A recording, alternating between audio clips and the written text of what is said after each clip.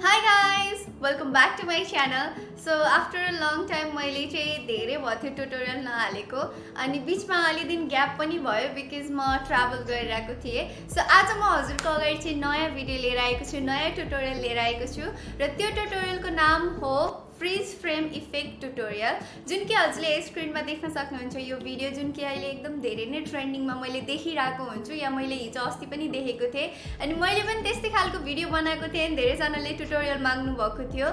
So यो भिडियोको चाहिँ tutorial दिन्छु. हजुरले लास्टसम्म हेर्नु होला, कस्तो लाग्छ एक लाइक गरिदिनु होला र मेरो च्यानललाई सब्स्क्राइब गर्न नबिर्सिनु होला. सो आउने दिनमा यस्तै खालको ट्युटोरियलहरू लिएर आउने छु अनि हजुरले मलाई कमेन्ट सेक्सनमा चाहिँ सजेस्ट गर्न सक्नुहुन्छ कि म आउने दिनमा कस्तो खालको ट्युटोरियलहरू हालौँ. सो धेरै ढिला नगरिकन it's me Sushmita Bhattarai and you guys are watching my YouTube channel. So let's start the video.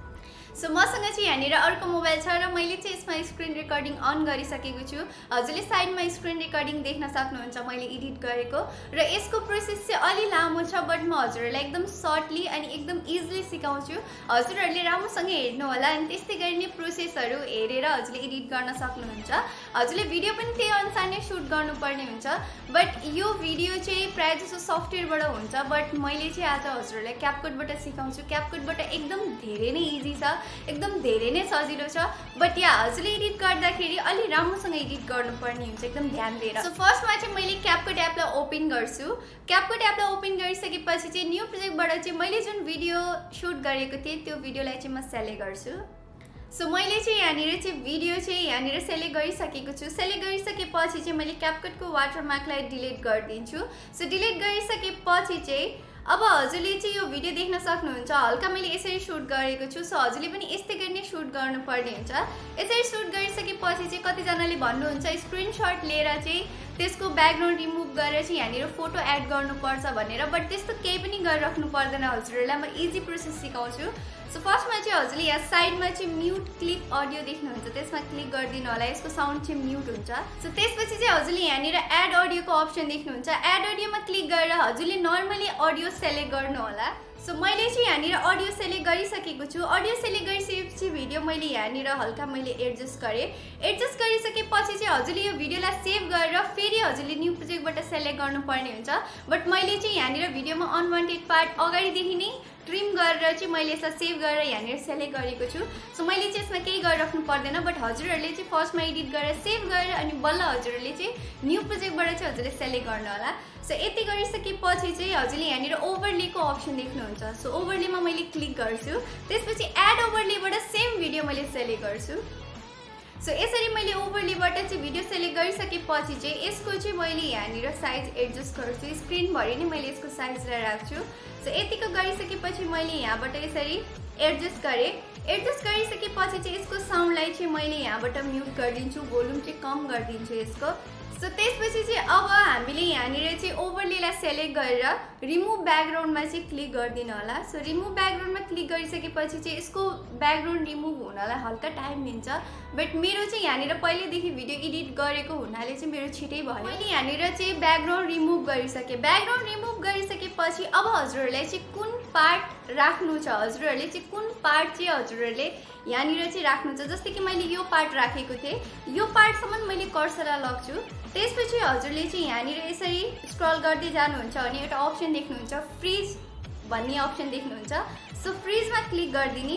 So फ्रिजमा क्लिक गर्ने बित्तिकै यो सेक्सन चाहिँ फ्रिज भइसक्यो, हजुरले यहाँ देख्न सक्नुहुन्छ. त्यसपछि मैले यहाँनिर अगाडिको पार्टलाई सेलेक्ट गरेर चाहिँ मैले यहाँबाट डिलिट गरिदिन्छु. सो नर्मली हजुरले यहाँनिर डिलिटको अप्सन देख्नुहुन्छ. मैले यहाँनिर डिलिट गरिदिएँ. डिलिट गरिदिइसकेपछि चाहिँ यसलाई चाहिँ मैले अगाडिसम्म लिएर आउँछु. यतिसम्म मैले लिएर आउँछु. लिएर आइसकेपछि ठ्याक्क यो जहाँनिर चाहिँ मिल्छ त्यहाँसम्म मैले कर्सरलाई लग्छु. एक्ज्याक्ट यहाँनिर एक्ज्याक्ट यो फोटो कहाँनिर चाहिँ गएर म्याच हुन्छ एक्ज्याक्ट त्यहाँसम्म कर्सरलाई लग्ने. त्यसपछि स्प्लिट गर्ने अनि त्यसपछि लास्ट पार्टलाई पनि हजुरले यसरी डिलिट गरिदिने. सो डिलिट गरिसकेपछि हजुरले यहाँ हेर्न सक्नुहुन्छ फर्स्टमा. सो यहाँबाट चाहिँ फोटो यसरी मिलेर चाहिँ हजुरले चाहिँ हल्का अगाडि बढिसकेपछि चाहिँ अरू पनि त्यस्तै गरी नै गर्नुपर्ने हुन्छ. बट मैले चाहिँ फोटो जुन छ त्यो चाहिँ हल्का मुभ भएर आएको हजुरले देख्नुभएको होला. सो त्यो कसरी गर्ने भन्दाखेरि फोटोमा क्लिक गर्ने. फोटोमा क्लिक गरिसकेपछि चाहिँ हजुरले चाहिँ यहाँ माथि की को अप्सन देख्नुहुन्छ, की को अप्सनमा क्लिक गर्ने, त्यसपछि हजुरले लास्टमा पनि की को अप्सन लगाउने।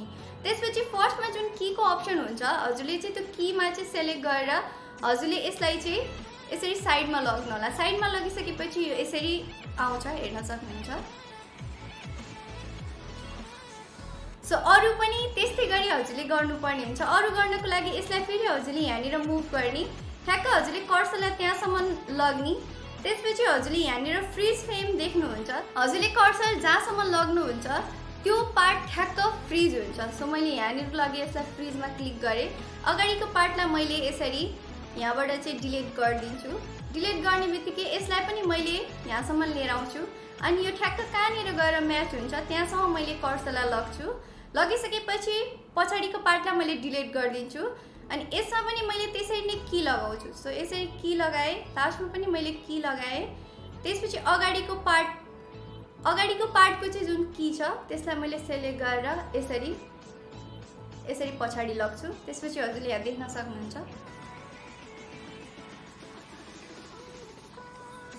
सो यसरी गरिसकेपछि यस्तै गरी अरू पार्ट पनि एडिट गर्दै जानुपर्ने हुन्छ। सो म हजुरहरूलाई पुरै एडिट गरेर हजुरहरूलाई देखाउँछु। सो हजुरले यहाँनिर देख्न सक्नुहुन्छ मैले चाहिँ सबै पार्ट यहाँनिर चाहिँ यसरी एडिट गरिसकेको छु र सबैमा मैले यहाँनिर की लगाएको छु, हजुरले यहाँ देख्न सक्नुहुन्छ। सो यसलाई चाहिँ म प्ले गरेर देखाउँछु मैले कसरी एडिट गरेको छु भनेर, हजुरले यहाँ देख्न सक्नुहुन्छ।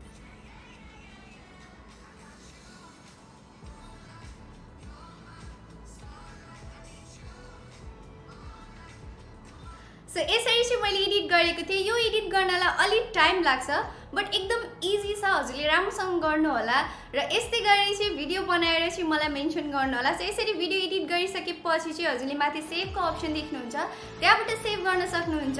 सो आउने दिनमा यस्तै खालको ट्युटोरियल लिएर आउने छु र फाइनल भिडियो हजुरले यहाँ स्क्रिनमा देख्न सक्नुहुन्छ। सो यस्तै गरी सुट गर्नु होला, यस्तै गरी भिडियो एडिट गर्नु होला। सो कस्तो लाग्यो यो भिडियो कमेन्ट पनि गर्न नबिर्सिनु होला र लाइक गरेर चाहिँ जानु होला। सो आउने छु यस्तो खालको भिडियो लिएर, तबसम्मको लागि bye, take care, love you all.